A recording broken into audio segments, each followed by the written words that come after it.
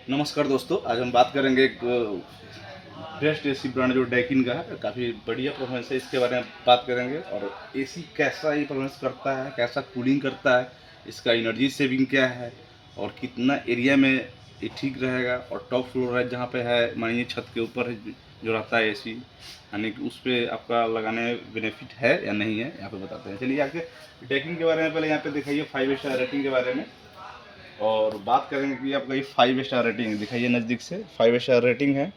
और इसका cooling capacity भी जान लीजिए। कूलिंग कैपेसिटी इसका आपका 5280 कूलिंग कैपेसिटी होगा, ठीक है। 5280 कूलिंग कैपेसिटी मीन्स आपका 1.5 टन का एसी हुआ। और 1.5 टन का एसी की बात करेंगे, आपका ये परफेक्ट इसका कूलिंग कैपेसिटी है 1.5 टन। 1.5 टन का एसी माना जाता है 5280 कूलिंग कैपेसिटी। और बात करेंगे इस एसी के बारे में, तो ये एसी आपका 150 स्क्वायर फीट परफेक्ट काम करेगा, एकदम चिल्ड करेगा। मतलब 12/10 के लिए हाँ, परफेक्ट है। 12/10 के लिए बहुत बेटर एसी है अच्छा। आपका ए डैकिन का एसी। बात करेंगे इसमें कन्वर्टेबल एसी नहीं बनाती है, एडजस्टेबल बनाती है। ब्रांड में अगर देखा हाँ, जाता है तो एसी में टॉप में कौन आता है? देखिए एसी में ओजीएनएल के हाँ, बाद। ओरिजिनल के बाद आपका डैकिन बहुत बेस्ट है। अच्छा। और डैकिन प्रेफर करेंगे कि काफ़ी बेटर होता है। और इसका सर्विस उर्विस सबसे बेस्ट है, इसमें नो डाउट की कोई दिक्कत है, बहुत बेस्ट है। लेकिन बात करेंगे हम बताने जा रहे थे जी जी। कि जो 1.5 टन का एसी है और अगर 150 स्क्वायर फीट है, ओके अप्रोक्स आपका 180 स्क्वायर फीट भी होगा तो बहुत बेटर काम करेगा। ओके। और 180 स्क्वायर फीट में मान लीजिए कि अगर मिडिल में अगर रूम हो, यानी कि टॉप फ्लोर ना हो, नीचे हो, मतलब बीच का हो। हाँ बीच बीच में बीच हो, का हो। तो आपका बहुत बढ़िया काम करेगा। अगर मान लीजिए टॉप फ्लोर हो, ओके। टॉप फ्लोर में आपका 150 स्क्वायर फीट में बहुत बेटर काम करेगा। और हम्म। बात करेंगे तो इसमें हम एक चीज़ बता रहे थे कि अदर ब्रांड में जाइएगा, जैसे वोल्टास हो गया आपका, लॉयड हो गया, एलजी हो गया, इस समय आपका कन्वर्टेबल चीज़ बनाता है। ओके।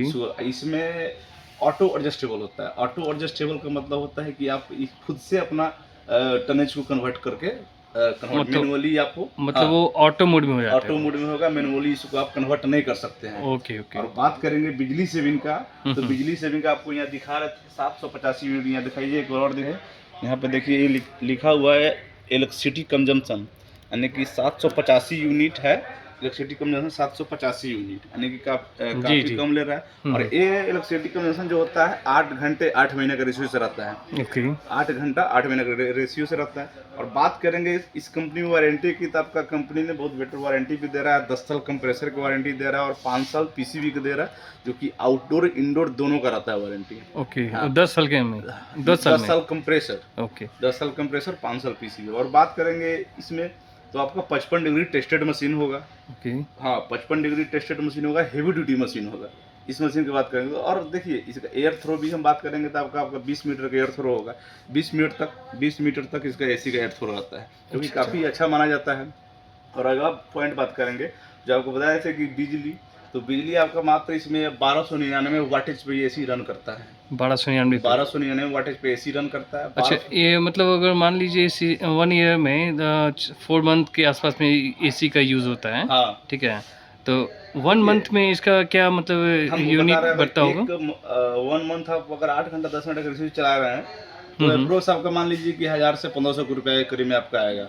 हार्डली 1500 अच्छा रुपये अच्छा, आएगा। 1500 के हाँ, आसपास। 1500 के आसपास आएगा 10 घंटा एसी अगर चला रहे हैं ओके। तो। और सबसे बेनिफिट की बात है आपका बिजली कंजप्शन कम लेता है, वाटेज कम है, वाटेज कम रहेगा जहाँ बिजली कंजप्शन कम होगा। ओहो। और इसके लिए आपको देखिए डैकिन में काफ़ी देता है बढ़िया। इधर आप दिखा सकते हैं, थोड़ा बहुत इधर लिखा रहता है, इसका डिस्क्रिप्शन लिखा रहता है, आप यहाँ पे देख सकते हैं साइड में। और उसमें आपको वाटेज कम रहता है। हाँ, सबसे बड़ी बात इसका एक और जान लीजिए कि आपका एसी ट्रिप नहीं करेगा। अच्छा। और एसी ट्रिप नहीं करेगा, कारण ये है कि सबसे बड़ी बात कि इसके साथ कहीं भी एसी दीजिए तो एसी के साथ स्टेबलाइजर एकदम मस्ट है लेना। स्टेबलाइजर लगाने के बाद क्या होगा कि आपका पीसीबी जो है सेफ रहेगा, हाई वोल्टेज से उड़ेगा नहीं। ओके। और हाई वोल्टेज से बचाव करेगा। इससे क्या होता है कि आपका कभी भी एसी ट्रिप नहीं करेगा। एसी ट्रिप मीन्स होता है कि ज़्यादा गर्मी हो और ज़्यादा टेम्परेचर बढ़ता है तो कूलिंग जलने करना में छोड़ देता है। अच्छा अच्छा अच्छा। कूलिंग करना छोड़ देता है, तो इस पर क्या हुआ कि आपका कूलिंग करना छोड़ेगा नहीं, काफ़ी बेहतरीन रहेगा। ओके। स्टेबलाइजर इसलिए मस्ट बोला जाता है कि स्टेबलाइजर लगाना एकदम कंपलसरी है, कि पीसीबी को प्रोटेक्ट करता है।